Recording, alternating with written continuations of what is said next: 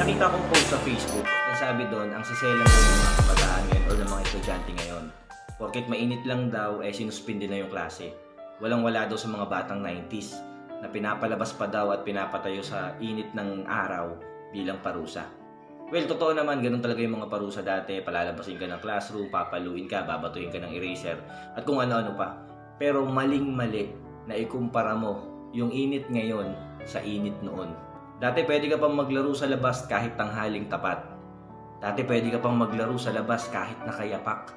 Ngayon, subukan mong lumabas ng alas 10 ng umaga hanggang hapon, sigurado pagpapawisan ka at baka himatayin ka pa nga. Subukan mong lumabas ng walang tsinelas ngayon. At dati kasi, kapag summer, bakasyon na. Kaya hindi na kailangang isuspindi yung klase kasi wala naman na talagang pasok pag tag-init. Ngayon kasi, di ba, nagbago na ang lahat dahil sa pandemic. Kaya kahit summer ngayon ay may mga pasok pa rin yung mga estudyante. Hindi ko na makita yung post, siguro nakakuha siya doon ng maraming bad reaction dahil mali nga naman yung sinabi niya. Mali na ikinumpara niya yung panahon ngayon sa panahon dati. Pwede mong ikumpara kung gaano kasaya at kung paano tayo naging masaya ng walang gadget at walang internet nung araw. Pero hindi natin pwedeng sabihin na kailangan mabuhay ng mga kabataan ngayon kung paano tayo nabuhay noon. Kasi magkaiba na talaga at nagbabago ang panahon. Kailangan nating sumabay sa agos.